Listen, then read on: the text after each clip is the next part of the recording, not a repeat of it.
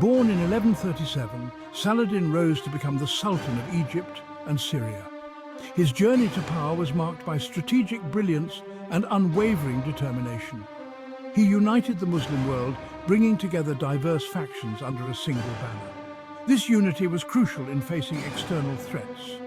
He faced off against the might of the European Crusaders, who had launched a series of military campaigns to capture the Holy Land. Saladin's leadership was pivotal in resisting these invasions. Saladin was a Kurd, not an Arab. His family were warriors known for their loyalty and martial prowess. They served powerful Seljuk rulers, gaining respect and influence in the region.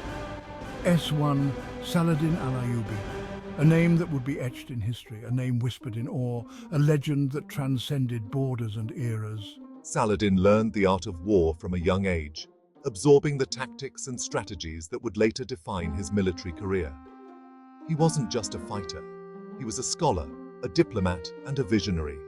He was intelligent, charismatic, and deeply religious, embodying the virtues of a true leader. Saladin's uncle, Shirkuh, took him on campaigns to Egypt, where he would learn the complexities of warfare and governance. Egypt was a chaotic place then, rife with political intrigue and power struggles. It was ruled by the Fatimid Caliphate, but their power was waning, creating a vacuum that ambitious leaders sought to fill. Saladin learned the intricacies of Egyptian politics, mastering the art of negotiation and alliance building. He proved himself a capable leader, earning the respect and loyalty of his followers. When Shirkuh died, Saladin became Vizier of Egypt, a position of immense responsibility and influence. He was just 36 years old, yet he carried the weight of leadership with grace and determination. He quickly consolidated his power, navigating the treacherous waters of Egyptian politics with skill and foresight. He abolished the Shia Fatimid Caliphate, a bold and decisive move that reshaped the political landscape of the region. He brought Egypt under the Sunni Abbasid Caliphate, aligning it with the broader Muslim world. This was a bold move, one that required both courage and strategic acumen. It established Saladin as the most powerful Muslim leader in the region, a unifier and a symbol of resistance against foreign invaders. His legend was just beginning, a tale of valor, wisdom, and enduring legacy that would inspire generations to come. Led by Rashid al-Din Sinan, known as the Old Man of the Mountain, a title that evoked both reverence and fear, the assassins followed a radical branch of Ismaili Shia Islam, a sect that believed in the hidden Imam and the esoteric interpretation of the Quran. They believed in a divinely guided leader, a figure who was seen as the ultimate authority and spiritual guide. They were feared for their unwavering loyalty and deadly skills, which were honed through rigorous training and indoctrination. Narrator: The Assassins. A shadowy group shrouded in mystery, their operations were clandestine, and their members were often unknown even to each other. They were masters of espionage and assassination, using stealth, disguise, and deception to achieve their goals. They struck fear into the hearts of rulers, who knew that no fortress was impregnable and no god was infallible. Saladin was no exception. Twice the assassins tried to kill Saladin. Twice they failed, but each attempt brought them closer to their target. One story tells of an assassin infiltrating Saladin's tent, slipping past his guards in the dead of night. Saladin's quick thinking and even quicker reflexes saved him, as he managed to fend off the attacker in a desperate struggle. Another tale recounts poisoned pancakes almost finding their way to the Sultan, a plot that was foiled at the last moment. These close calls rattled Saladin, shaking his confidence and making him question the loyalty of those around him. He became obsessed with the assassins, dedicating significant resources to uncovering their secrets and eliminating their threat. He launched campaigns against their mountain fortresses in Syria, determined to root them out once and for all.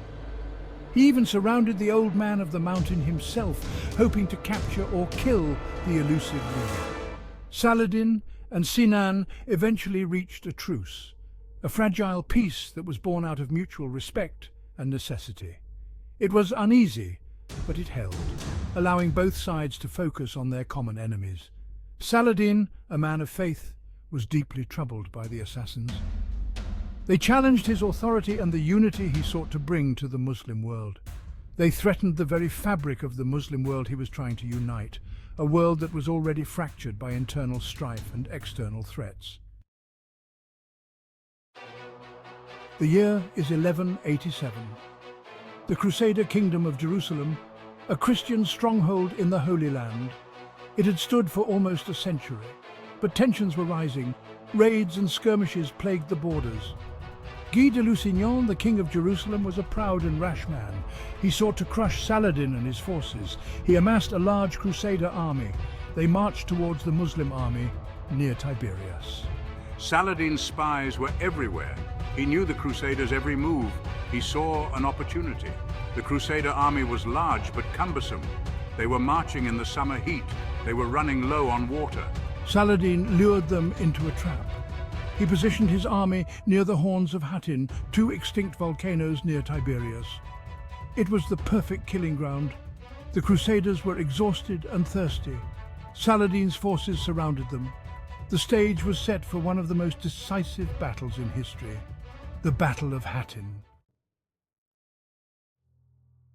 Section 4. The Horns of Hattin, a Clash of Titans. July 4th, 1187. The sun beat down on the parched earth. The Crusader army was trapped. They were surrounded on all sides by Saladin's forces. The Crusaders charged first. We were desperate for water. We fought with the fury of men pushed to the brink. But the Muslims held firm. Their lines wouldn't break. Saladin's archers rained arrows down on the Crusader ranks. His cavalry harassed their flanks. The Crusader knights, weighed down by their armor, struggled in the heat. They were easy targets. The Muslim army slowly tightened the noose. King Guy and his knights were captured. The true cross, a relic believed to be a piece of the cross Jesus was crucified on, was lost. Saladin had won a stunning victory. S5. Their banners fell. Their lines crumbled. By day's end, the Crusader army was shattered. Section 5. Hattin's Shadow, a turning point. The Battle of Hattin wasn't just a military victory, it was a turning point in the Crusades. It sent shockwaves through the Christian world. The capture of Jerusalem just a few months later was a direct result of Hattin. The city, weakened and demoralized, fell easily to Saladin's forces. Hattin marked the beginning of the decline of the Crusader states. The European powers, already divided, were further demoralized. Saladin's victory resonated throughout the Muslim world.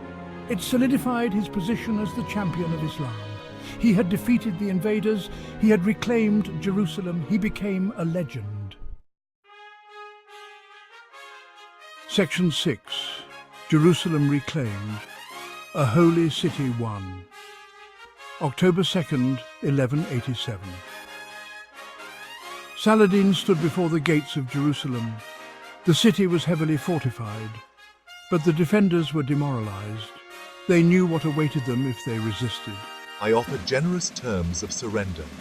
I promise to spare the lives of the inhabitants. They can leave the city safely for a fee. I will allow the Christians to keep their holy sites. The city's leaders accepted Saladin's terms. The gates opened. Saladin entered Jerusalem not as a conquering hero, but with humility and respect. He refused to allow his troops to loot the city.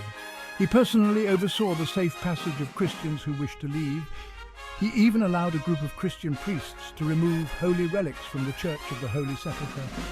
Saladin's conquest of Jerusalem was a stark contrast to the bloodshed that accompanied the First Crusade.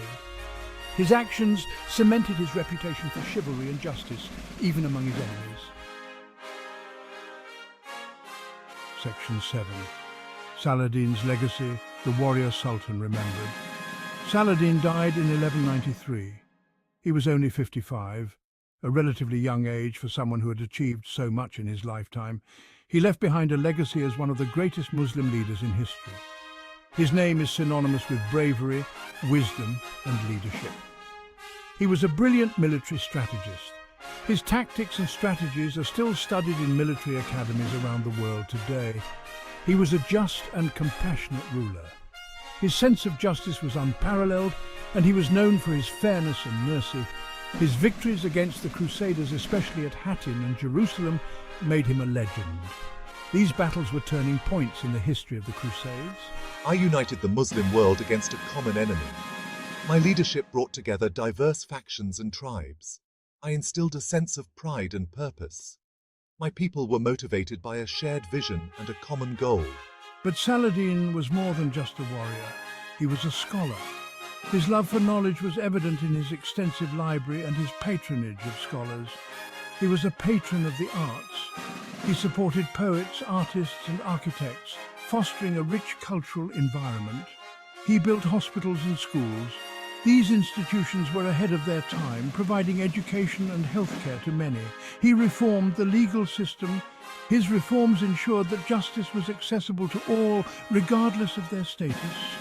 He was known for his chivalry and generosity even to his enemies. His acts of kindness were legendary and earned him respect from friend and foe alike. His treatment of the defeated Christians in Jerusalem became legendary. He allowed them to leave the city safely, showing mercy and compassion. Saladin's legacy transcends time and culture. His influence can be seen in various aspects of modern society, from military strategy to cultural integration. He is remembered as a great leader, a skilled warrior, and a man of honor. His life story is a testament to the power of integrity and leadership. His story continues to inspire, reminding us that even in the midst of conflict, compassion and understanding can prevail. Saladin's legacy is a beacon of hope and a reminder of the enduring power of humanity.